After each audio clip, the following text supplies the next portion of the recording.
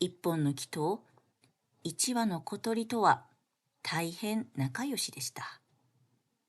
小鳥は一日その木の枝で歌を歌い、木は一日中小鳥の歌を聞いていました。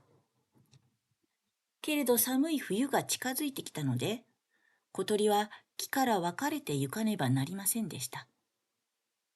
さようなら。また来年来て歌を聞かせてください。と木は言いました。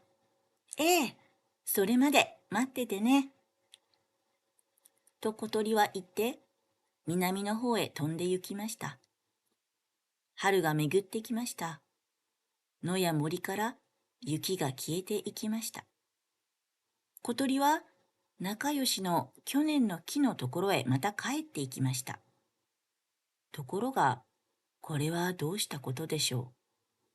木はそこにありませんでした。根っこだけが残っていました。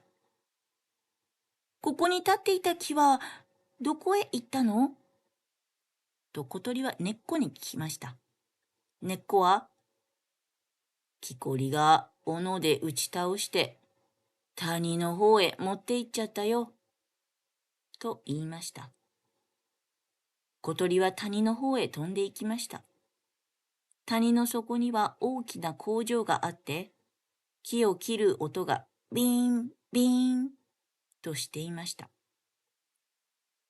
小鳥は工場の門の上に止まって、門さん、私の仲良しの木はどうなったか知りませんか？と聞きました。門は、木なら工場の中で細かく切り刻まれて、マッチになってあっちの村へ売られていったよ。と言いました。小鳥は村の方へ飛んで行きました。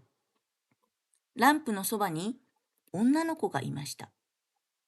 そこで小鳥は、もしもし、マッチをご存知ありませんか？と聞きました。すると女の子は、マッチは燃えてしまいました。けれど、マッチの灯した火がまだこのランプに灯っています。と言いました。小鳥はランプの火をじっと見つめておりました。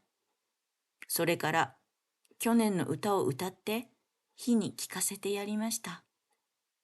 火はゆらゆらと揺らめいて心から喜んでいるように見えました。歌を歌ってしまうと小鳥はまたじっとランプの火を見ていました。それからどこかへ飛んで行ってしまいました。